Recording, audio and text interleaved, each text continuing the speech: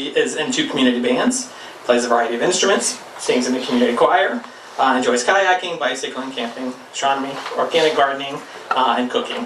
However, tonight she will present Walt Whitman, the Bard of the Battlefield, in which she'll show the compelling story of Walt Whitman's experience during the Civil War through his prose and poetry. Carol Zay is a former teacher of mine, so she's Zay to me. That's how we always refer to her, so please help me in welcoming Zay.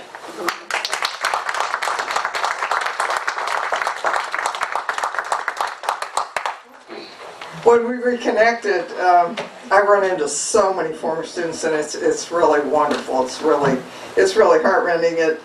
When I reconnected with Kevin, the first question I asked him was, "Are you still cute?" And he said, "Absolutely." And I said, "Well, I'm still 43." So obviously one of us lied. But it's good to be here and good to be involved and speaking about one of my favorite poets. And my forte was 1800s poetry and literature. And Whitman, of course, is one of the highlights of that era. Whitman said, "Do I contradict myself?" Very well. I contradict myself. I am large. I contain multitudes. I celebrate myself, and what I will assume, you will assume. For every atom belonging to you, as good belongs to me. I am the poet of the body. I am the poet of the soul. I am the man I suffered. I was there. Walter Whitman, he absorbed himself in life totally. He was not an observer. He was an absorber. He was one of 9 children born to the Whitman family. One of his siblings did die in infancy, so there were 8 that went on to adulthood, born in Brooklyn, New York, which is his son still lays claim to that today. The Whitmans were builders. The family were carpenters, and they were excellent at what they did. They were artisans. And this was at a time in the 1800s when prefab housing was getting hold, and you know how that went. And so there was a high demand for the Whitman building and their construction because they were so good at what they did. Well, at that time, Long Island, believe it or not, if you can imagine this, it was rural. It was a farming community back then.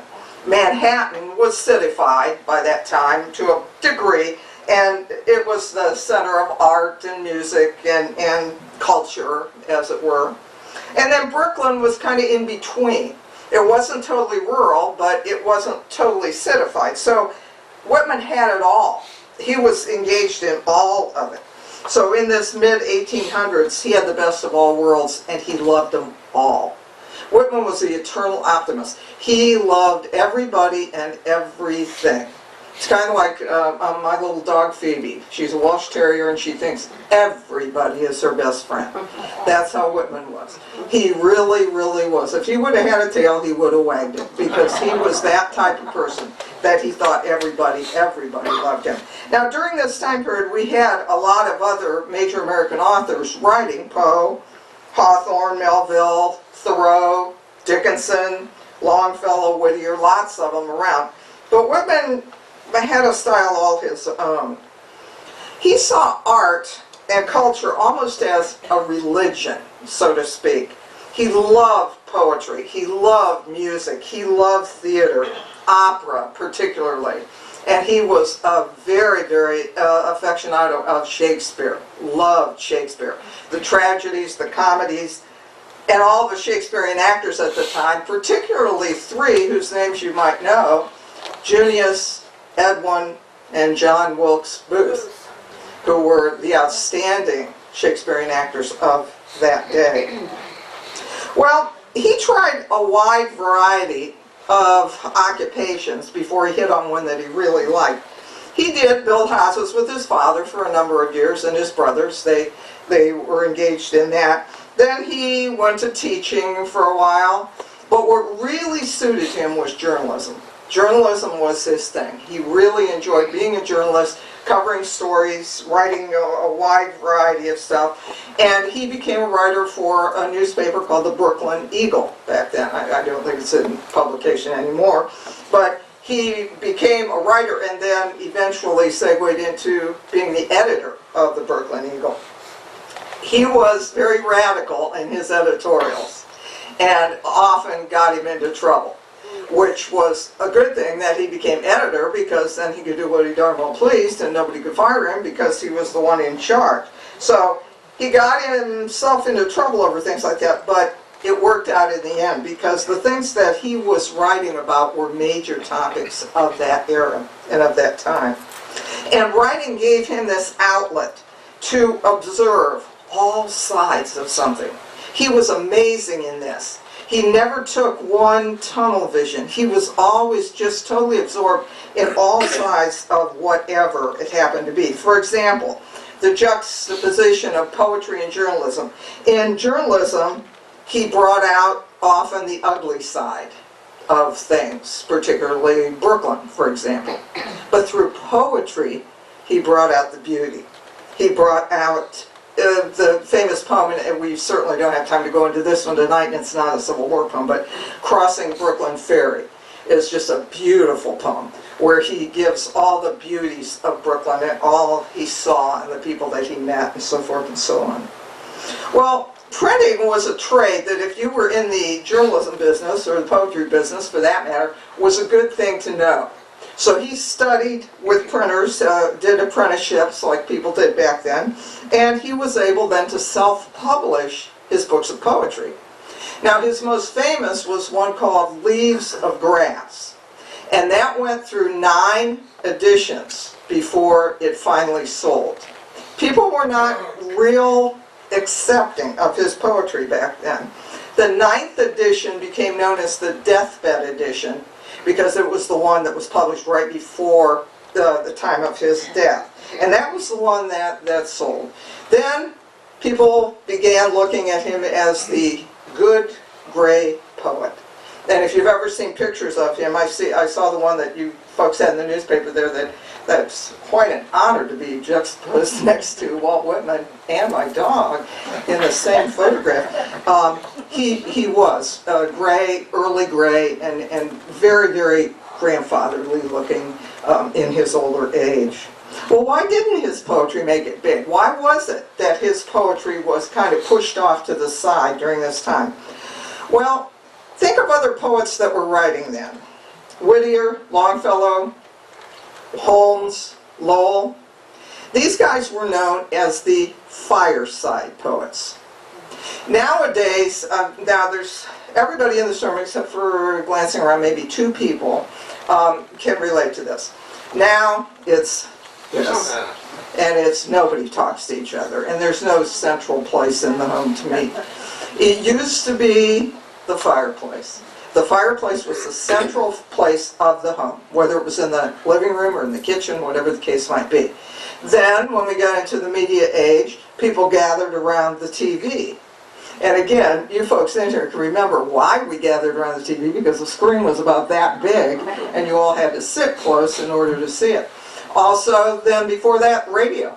Everybody would gather around the radio on Sunday night to listen to the old-time radio programs and so forth. But the fireplace during the 1800s was the place to be. So these guys became known as the Fireside Poets. And if you want to think of it this way, as of today, they were G-rated. They were everybody type poems. I mean, think of it, Whittier. Shoot if you must this old gray head, but spare our country's flag, she said. The story of Barbara Fritchie. The elongated poem about the snowstorm that their family went through on the farm and what they had to do. Longfellow, listen my children and you will hear of the midnight ride of Paul Revere. These were G-rated stories. Under the spreading chestnut tree, the village smithy stands. By the shores of Gitche Gumee, by the still and shining waters. Yeah, all these were G-rated. Whereas Whitman, he wasn't. He didn't follow rhyme. He didn't follow rhythm. He did his own thing. Now we refer to this as being out of the box. He was back then. He was. His themes were not G-rated. He didn't like to use meter for his prose, let alone his poetry. And he talked about things that people just didn't talk about back then, like the human body or sex. And he was frowned upon. As a matter of fact, Oliver Wendell Holmes took a copy of his poetry and threw it in the fireplace and called it barbaric yop. He said, this is just trash, I don't even want to read it, I don't want... There was a whole bunch of public outrage over his poems and so forth and so on. But who came forward? There was one person that came forward and said, this stuff is good. Ralph Waldo Emerson. He came forward and he said, Whitman, these famous lines, I greet you at the beginning of a great career. And it became. But at the time, there was a lot of bad vibes about his poetry, except his Civil War poetry. Because people were just so anxious to read about the Civil War. They wanted to know what was going on. They went daily to newspaper offices to get the list of who the casualties of that day or of that battle. Who was killed, who was hospitalized, because during the Civil War there was not one family in the United States, north or south, that didn't have somebody that they were touched by with this war. Somebody that they knew, brother, son, uncle, cousin, neighbor that was either injured, killed, or had gone away to war. So his Civil War poetry became pretty good. Now, his book of Civil War poems was called Drum Taps. And that was a neat name for it, because what it meant was the boys who were drummers during the Civil War, they didn't have any way of passing information back and forth to each other to let them know what was going on, the moves they were supposed to make, whatever. Any of you who have played marching band know that the drum cadences are there to give you the instructions of what to do. When to march, when to stop, when to roll off, when to start playing. That's how it was with these drummer boys. And a lot of those drummer boys were 8, 9, 10, 11 years old. In the heat of those battles, out there drumming out instructions for them to do. It was supposed to be that you were 18 to go into the Civil War, but many were, because you know what they used to do? They used to take a slip of paper and write 18 on it and put it in the bottom of their shoe. And so when they'd ask them, are you over 18? They'd say, yeah. Worked. Unfortunately, young, very young, much too young to go. Well, Whitman used a lot of imagery in his poems, a lot of imagery. And imagery, as I used to tell my kids when I was teaching, is to take and get a picture in your mind, through your senses. And this can be through sight, sound, taste, touch. You know, if you think, and especially with Thanksgiving coming on, where you used to go to Thanksgiving as a kid, you can see that kitchen. You can smell those smells. You can hear the people who are gone talking. That's imagery, where you're taking the senses and putting them together to give yourself a picture, a small picture, or what he also referred to as a vignette, just a small picture that is giving you that. So take this poem, it's a short one, but to get your senses, your images of sight, sound, touch, taste, and hearing, where he talks about cavalry crossing a ford. He says, a line in long array where they wind between the green islands, they take a serpentine course and their arms flash in the sun. Hark to the musical clank. Behold the silvery river. In it the splashing horses are loitering, stopping to drink. Behold the brown-faced men, each group, each person a picture. The negligent rest on their saddles, and some emerge on the opposite bank while others are just entering the ford. And scarlet and blue and snowy white, the Gittern flags flutter gaily in the wind. Just a picture, a very short snapshot, a Kodak moment, as it were, a cell phone moment, as it would be then. Putting this together to give you this picture in your mind. And this is not a battle scene. This is nothing moving fast. This is nothing going, horses racing through. They're taking a break here, going across this river. So he was very, very good at these vignettes and very, very good at the imagery that ensued here. Now, he was raised in an extremely progressive atmosphere, politically, socially, during this time. He was very much a feminist, even back then, very much anti-slavery because of all the horrors that were happening right before the war. And one of his trademarks was to be there in his poems. Even if he wasn't, even if he never was, even if he never had been to these places or had never seen these places, it's kind of like Emily Dickinson in her short poem, I never saw a moor, I never saw the sea, but I know how the rocks would look and how a wave must be. So by this conjuring mentally, he was able to be there. And he used his poetic license to the fullest to be there in his poems. John Brown, October 1859. As far as I'm concerned, in all the years that I've studied Civil War and gone to battlefields and gone to places and attended classes at Gettysburg College, I truly believe that the Civil War started with John Brown's reign at Harper's Ferry in 1859, in October of 1859. Now, Whitman saw him almost as a Christ-like figure. He saw him as a martyr. A lot of people say that John Brown was crazy, that John Brown caused a lot of problems, that John Brown was a zealot that really went off the deep end. But Whitman didn't feel that way. Whitman saw him as almost a Christ-like martyr. And he wrote a poem concerning that called The Year of Meteors. And it just happened to be that that particular year there were a lot of meteors in the sky. And he says about John Brown, and again, the picture, the image that we get. Year of meteors, O brooding year, I would sing how an old man tall with white hair mounted the scaffold in Virginia. I was at hand. Silent I stood with teeth shut close I watched. I stood very near you, old man, when, cool and indifferent, but trembling with age, and your unhealed wounds, you mounted that scaffold. Now, he wasn't there, but he put himself there. He was able to do that. He was able to put himself in these situations where you actually read the poem and feel, how could he have been so many places? He wasn't. But that was a wonderful technique that he had. Now, during this political turmoil of the 1850s, this was during the era when Buchanan was president, working into that era, he says, I'm really not the particular representative of any one party. I'm not tied and ticketed as a Democrat or a Whig or a Republican. I'm no spokesman of natives against foreigners. But then the war came.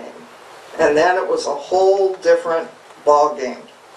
Now, other than poetry, he also wrote a number of prose works, and they were put together in a book called Specimen Days. Specimen Days. And in Specimen Days, he offers up a lot of prose concerning the war and concerning what happened as this war started. From the news of the attack on Fort Sumter and the flag at Charleston, I was received in New York late at night on the 13th of April and was immediately sent out in the extras of the newspapers. I'd been to the opera on 14th Street, and after the performance was walking down Broadway toward 12 o'clock, and on my way to Brooklyn, I heard in the distance the loud cries of the newsboys, who came presently tearing and yelling up the street, rushing from side to side furiously. I bought an extra, and I crossed to the Metropolitan Hotel, where the great lamps were blazing, and with a crowd of others who gathered impromptu, I read the news, which was authentic. For the benefit of some who had no papers, we read the telegram aloud while all listened, silently and attentively. No remark was made by any of the crowd. The crowd had now increased to 30 or 40, but all stood quietly before they dispersed. I can still see them there under the lamps at midnight again. So word got out that Fort Sumter had been bombarded and the war was beginning. A very, very sad situation. So what did Lincoln do? Immediately called for thousands of troops, 10,000 to start out with, because they thought the war was just going to be quick. It was going to end. Sign up for 100 days. That war's not going to last any longer than that. Well, surprise. So the recruiting frenzy took place. Lincoln called for troops, and he called beat drums beat. Blow, bugles blow through the windows, through the doors, burst like a ruthless force.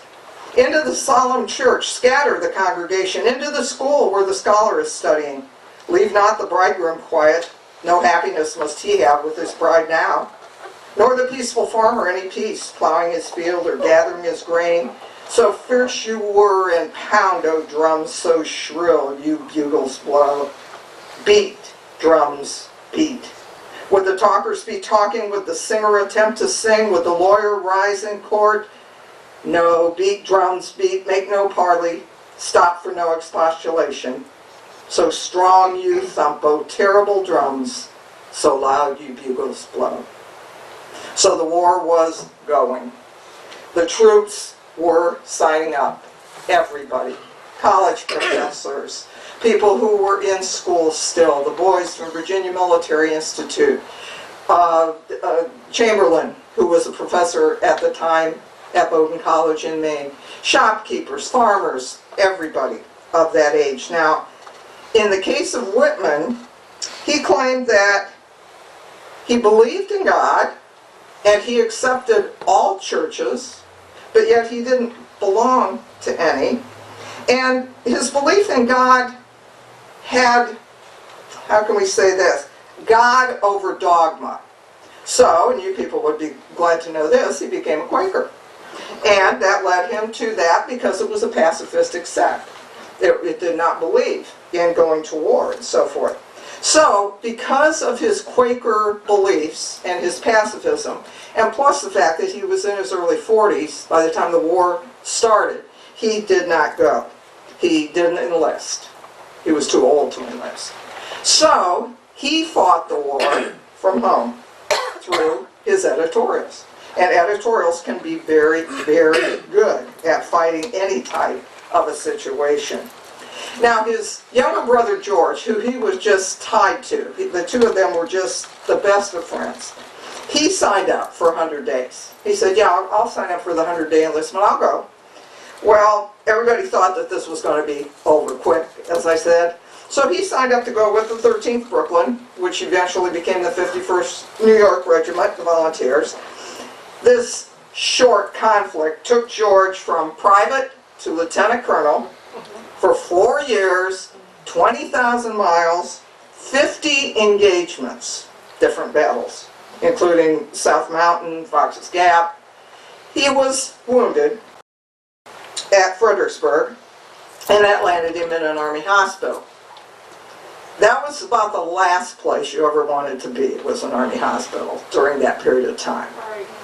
The sad part was, it's not like today. If a young man or woman is injured in the war or has a death, unfortunate, the Army, Navy, whatever branch of the service will come to the house and tell the family and tell them where this person is, or at least write them a letter to tell them where they didn't back then. You didn't know. Oh, I hear your boy was wounded. You're kidding, how bad? Well, no. They had to go look for their relatives if they wanted to try to find them. Or go on the hearsay of other people who were in their troop or in their company. So when George was injured, Walt loved him so much he said, I'm going. I got to find him. I got to find where he is. So he started out in a journey that changed his life, and he immediately set out to find George, went to various hospitals, particularly in Washington, D.C., and eventually was able to find him. Luckily, George was not wounded severely, and most of you have seen or read how horrible a lot of those injuries were during the war. Not only the injuries, but the illnesses, the diseases that took these guys down. So in this journey, this totally changed his life to find George and be in these hospitals. And as he was in these hospitals, he was just jaw-dropped at how bad the situations were, how bad these boys were injured, and how really nobody could be of much help. Surgeons did what they could do, and that was about it. There was no nursing corps back then. Nursing was not a profession back at that time.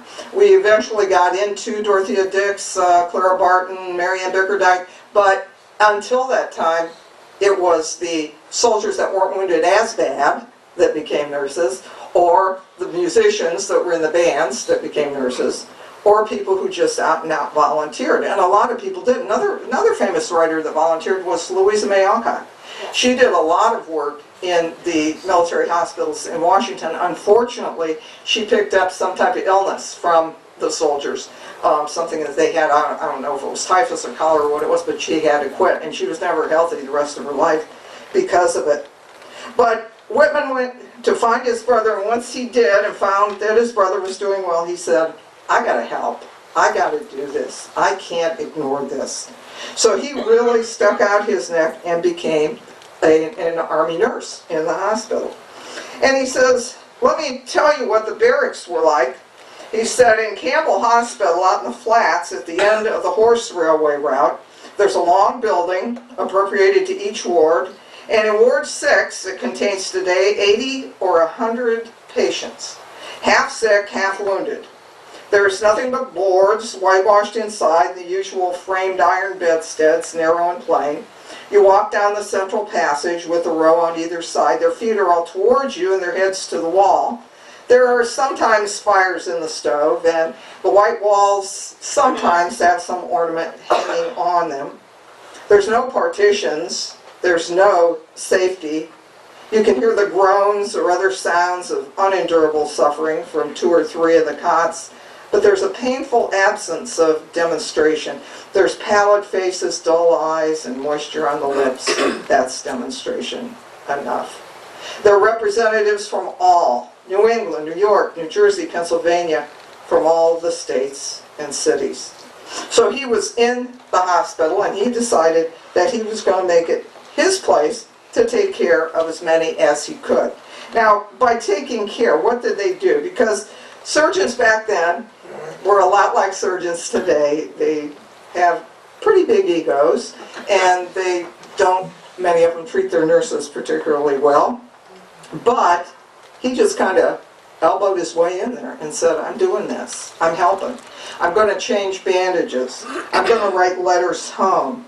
I'm going to just sit with these boys who don't have anyone with them. These kids are young. I'm going out to the camps to where they are, and I'm going to be with them. In his poem, A Sight in the Camp in the Daybreak, Gray and Dim, he really does a good job of describing those who didn't make it. He says, a sight in the camp in the daybreak, I from my tent emerged early, sleepless, and I walk in the cool fresh air by the hospital tent. I see 3 forms on stretchers lying, brought out there untended, lying over each the blanket is spread, an ample brownish woolen blanket, gray and heavy, folding, covering all. Curious I halt, and I silent stand, and with light fingers from the face of the nearest I lift the blanket. Who are you, elderly man, so gaunt and grim, with well-grayed hair and flesh all sunken about the eyes? Who are you, my dear comrade? And then to the second I step, and who are you, my child, my darling? Who are you, sweet boy, with cheeks yet blooming? And into the third, a face not child or old, but very calm, as a beautiful yellow-white ivory. Young man, I think I know you. I think this is the face of Christ himself, dead and divine and brother of all, and here again he lies. So the war knew no ages, all the way through. from the oldest to the youngest. Brother against brother, often you had. Kentucky was a divided state. You would have some that were fighting for the Union, some that were fighting for the Confederacy, many that would meet each other on the battlefield. Well, these experiences really, really had an effect on him. And it just left him heartbroken, heartsick, and he did, like I say, so much for these people. He also gave a very good description of going to a funeral where they were coming by playing the drums. And again, those of you who are old enough, and we have an anniversary coming up here of the Kennedy assassination, you remember at the funeral that drum beat, that specific drum beat. And that was what was used at funerals as back far as the Civil War. And he was standing there watching, listening to this dirge, and it was a double funeral of a father and son who were both killed in the same battle. And he says he just remembers the moon, he remembers the bugle playing taps, he remembers the two graves side by side of father and son, that they would rest there. And he says, my heart grieves for you and gives you love. And these were people he did not know. But he was so empathic. He had such empathy within him and such a heart. I always say that about women, that he was 95% heart. The rest of him was the rest of his body, but heart was the whole thing of it. So very, very interesting. Well, not only the battle, not only what these guys had to go through in the hospitals, not only what they had to go through on the battlefields, what they had to see. What about back home? As I said, there was not one family whose lives were not touched, about this war. Everybody knew somebody. Everybody had a friend, a family member, a relative. And there was a lot of feeling, how do we deal with that? Now, this was before the era of post-traumatic stress syndrome, although you can bet that they had it. We just didn't have a name for it back then. They just expected that, oh yeah, you were shot, you got ill, the war's over, go back to your farm, go back to your business. You've seen pictures. There were boys 19, 20 years old with both arms missing. How can they go back to work on a farm? There were people with legs missing. There were people shot in just unbelievable, horrible ways. So what about at home? How did they get on without their loved one? How did they get on without, a lot of times, the breadwinner of the family? And what were the feelings when they heard that someone was injured or someone was killed and they didn't know where they were? Now, for years, people went back to battlefields where they found that their loved ones were buried and had them disinterred and brought back home. It was a very expensive thing, and the military did not provide for that. If you wanted your loved one back home, that was up to you. You had to go get them yourself and bring them home yourself at your expense. So a lot of times not. That's why there are so many national cemeteries where they had to just lay these boys to rest. And believe me, on battlefields, everywhere the Civil War was, there are still many, many dozens of casualties buried in graves that we don't know. We just don't know. So, what about these words? Whitman said, the real war will never make it in the books. It can never be told in the books because it was feelings. So what about the families left at home? Well, one of Whitman's most poignant poems was Come Up From the Fields, Father. And this one really tells the story of the home front. Come up from the fields, Father. Here's a letter from our dear Pete. And come to the front door, Mother. Here's a letter from your dear son. It's autumn. The trees, deep green, yellow, and red, cool and sweet in Ohio's villages with the leaves fluttering in the wind. Apples are ripe in the orchards and they hang, and grapes are on the trellis vine. Can you smell those grapes on the vine? Can you smell the buckwheat where the bees were lately buzzing? Above all, the sky is so calm, so transparent after the rain, with the wondrous clouds below too, all calm. and the farm prospers well. Down in the fields all prospers well. But now from the fields, come, Father, come at the daughter's call, and come to the entry, Mother, to the front door. Come right away. As fast as she can, she hurries. Something ominous. Her steps are trembling. She doesn't tarry to smooth her hair, nor adjust her cap. Open the envelope quickly. But this is not our son's writing, but his name is signed. A strange hand writes for our dear son. Oh, stricken mother's soul, all swims before her eyes, flashes with black. She catches the main words only as sentences are broken. Gunshot wound in the breast, cavalry skirmish, taken to hospital, at present low, but will soon be better. The single figure to me amid all the teeming and wealthy Ohio with its cities and farms, sickly white in the face and dull in the head, very faint on the door jamb she leans. Grieve not, Mother, the just grown daughter speaks through her sobs, and the little sisters huddle around, speechless and dismayed.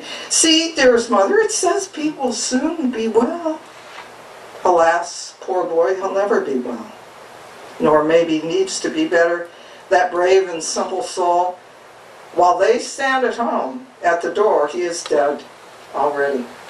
Their only son is dead. But the mother needs to be better. She with thin form, presently dressed in black, by day her meals untouched, and at night fitfully sleeping, often waking in the midnight, waking, weeping, longing with one deep longing, that she might withdraw unnoticed, silent from life escape, and withdraw to follow, to seek, and to be with her dead son. Now there's no more poignant poem of the home front of the war than that, because it can be the Civil War, it can be now, it can be any time for the feeling that's given there.